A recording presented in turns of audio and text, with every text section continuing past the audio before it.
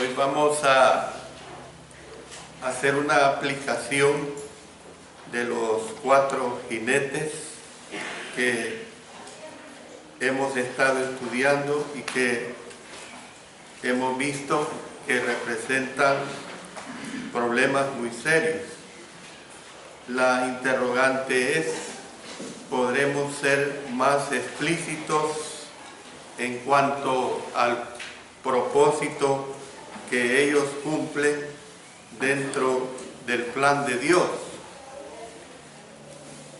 Algunos están convencidos de que los primeros 4 sellos tenían como propósito primordial, tal vez hasta único, revelar el plan que tenía Dios de castigar al Imperio Romano, aunque no excluyó precisamente la posibilidad de que el castigo del mal fuera uno de los propósitos, como veremos después en las secuencias de las 7 trompetas más adelante y las 7 copas, que habrán de usarse calamidades parecidas para advertir y para castigar a Roma.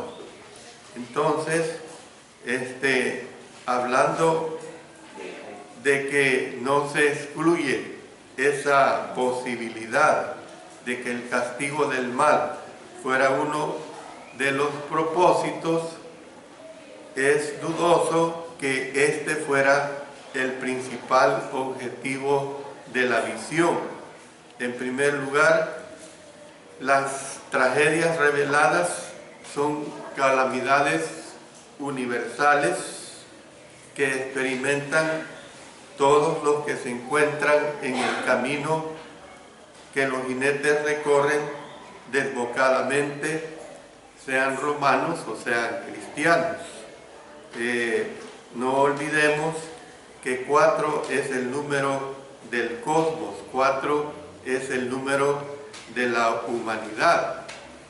En segundo lugar, a los jinetes los sigue inmediatamente el 5.º sello, que es el que vamos a ver en la siguiente clase, que este 5.º sello muestra a los santos mártires clamando: ¿hasta cuándo, Señor, no juzgas y vengas nuestra sangre?, que está específicamente en el versículo 10.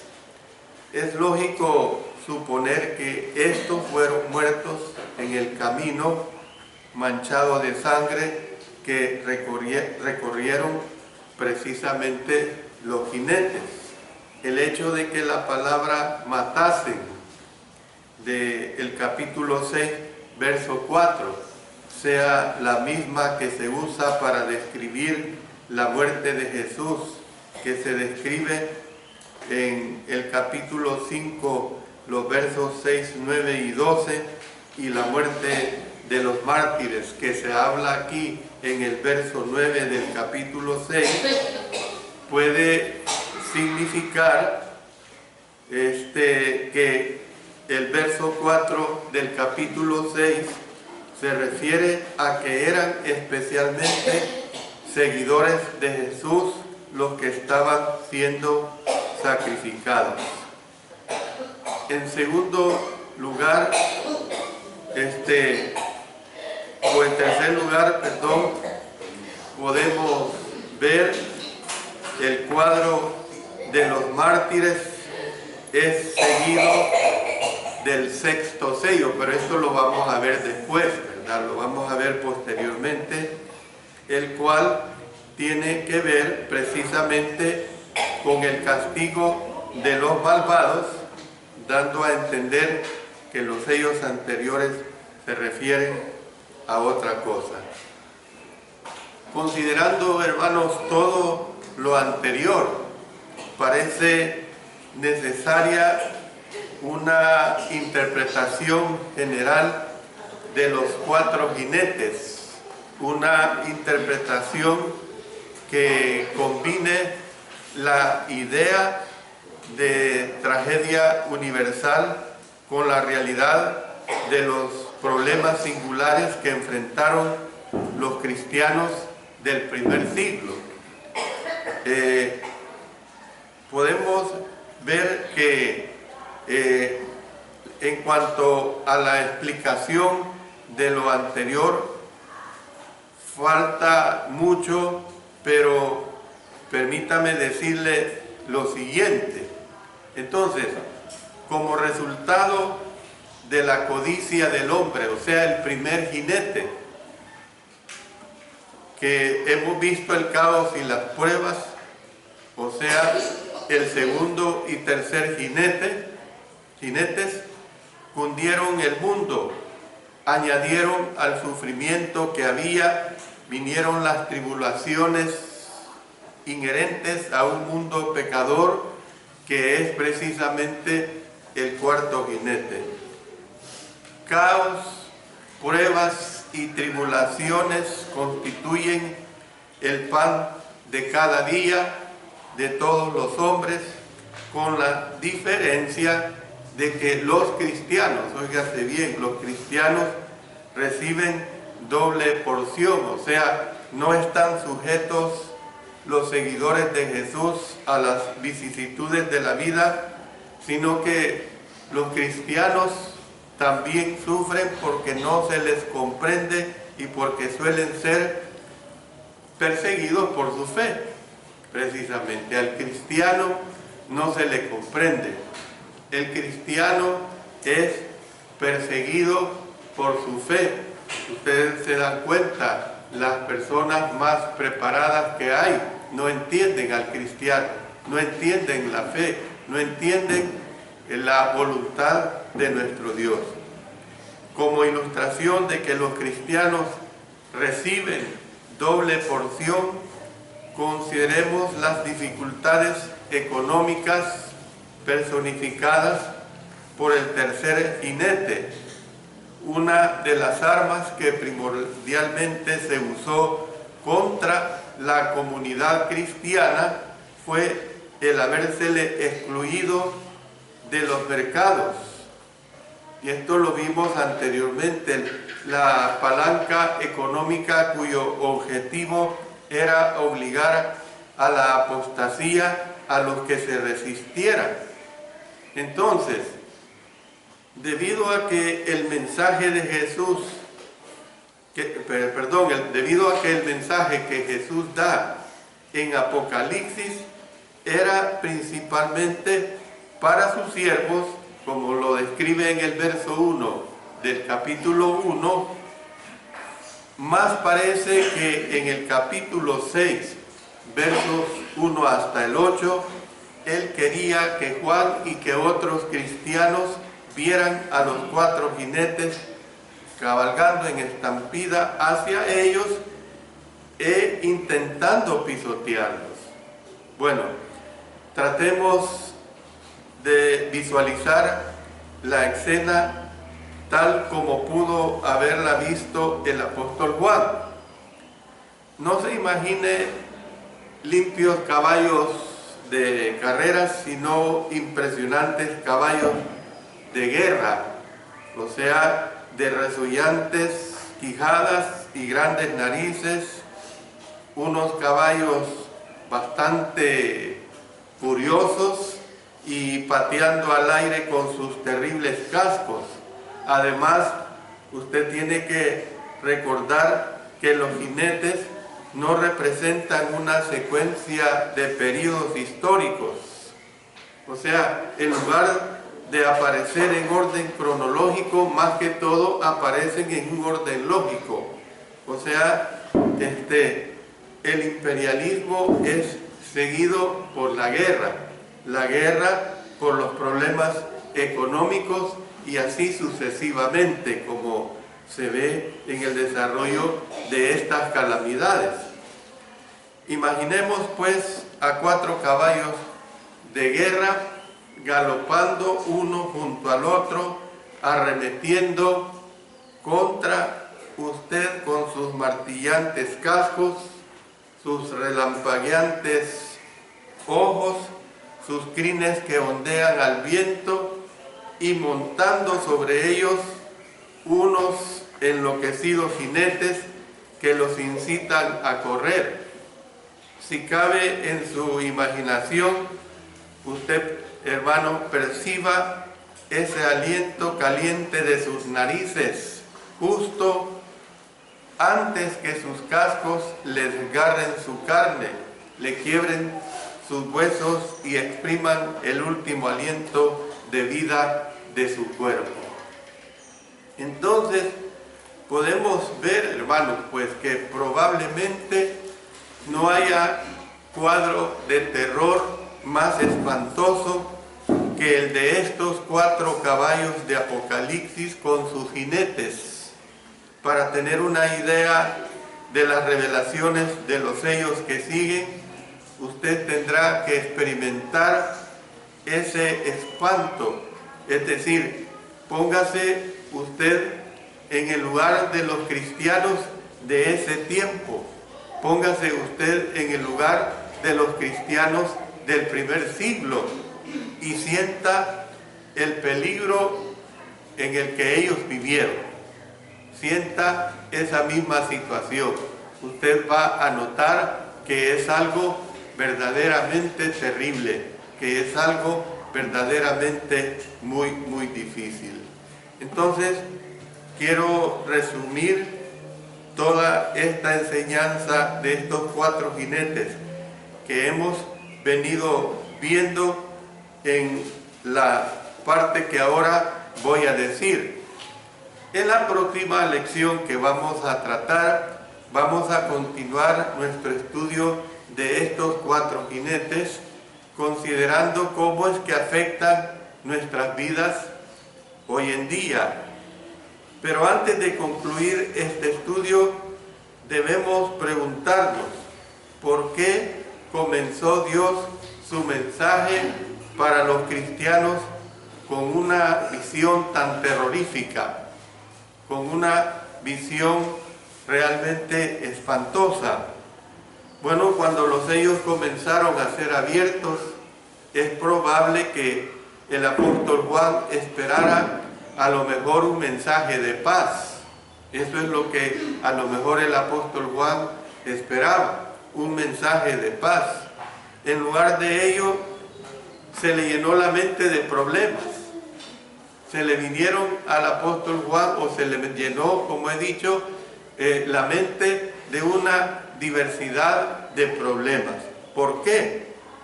No es que pretendamos conocer los pensamientos de Dios, por supuesto, pero permítame presentarle algunos propósitos que pudo haber tenido el envío de estos 4 jinetes. En primer lugar, el primer propósito pudo haber sido preparar a los cristianos para lo que venía. Preparar a los cristianos para lo que venía. No podemos estar más de acuerdo con la conocida expresión que dice que hombre prevenido vale por 2. Y por eso precisamente deberían de estar preparados los cristianos, ¿ves? Para que no los agarrara totalmente desapercibidos.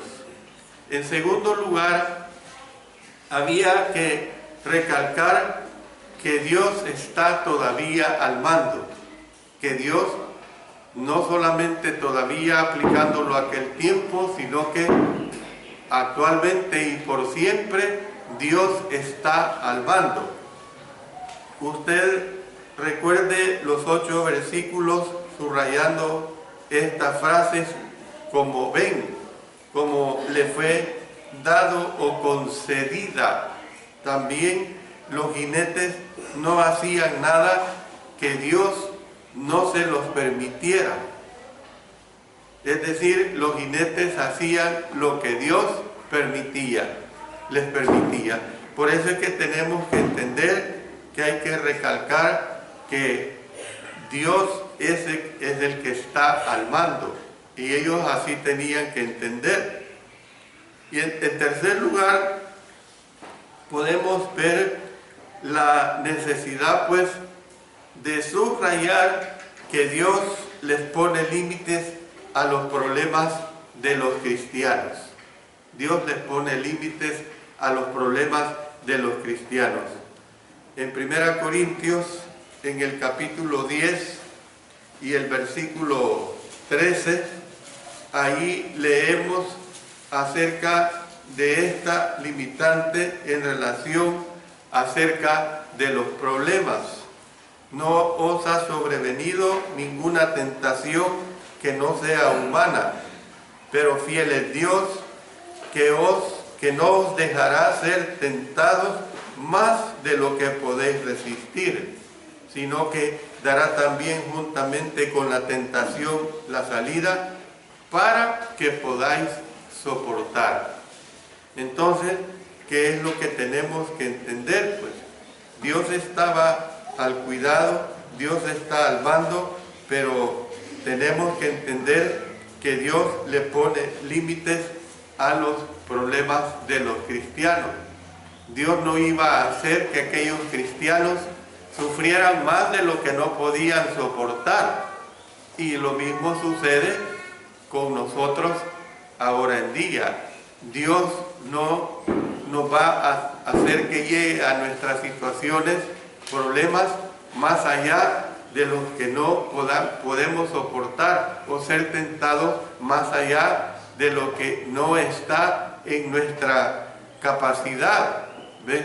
Sino que es bien claro que esta situación está controlada por el Señor.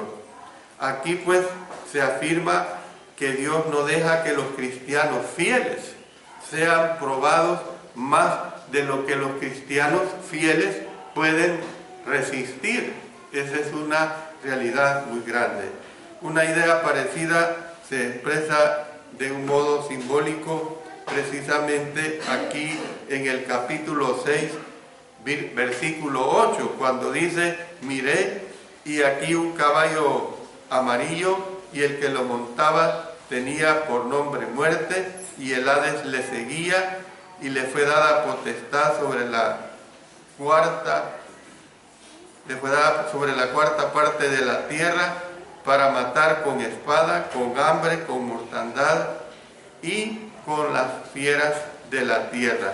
O sea, hay esas limitantes, el cual dice pues que la autoridad de la muerte, aquí que ya hemos visto en la clase pasada, la autoridad de la muerte y el Hades fue limitada precisamente a la cuarta parte de la tierra. Como he hablado, la cuarta parte de la tierra suena pues como un gran número de gente, pero recuerde que estamos hablando de la muerte. Todo mundo muere pasado un tiempo. Por supuesto que aquí en el simbolismo de Apocalipsis, una cuarta parte significa primordialmente no la totalidad,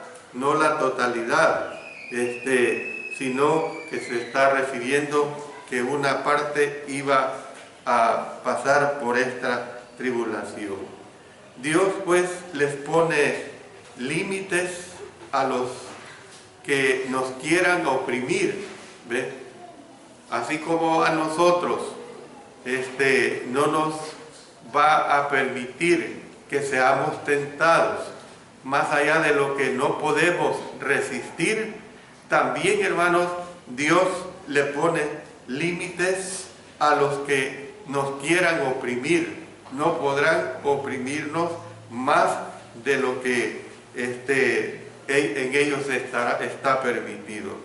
Y en cuarto lugar, en cuanto a la enseñanza de estos 4 jinetes, era enseñar que Dios está activamente envuelto en todo lo que está sucediendo, sea bueno o sea malo. O sea, no es que Él está participando de lo malo, haciendo las cosas malas.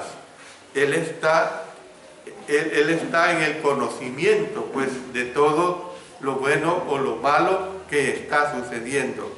Esta es una de las más importantes lecciones que se nos presenta aquí en esta porción de Apocalipsis, capítulo 6, versos 1 hasta el 8. Dios está haciendo que se cumplan sus propósitos, y esto es una realidad.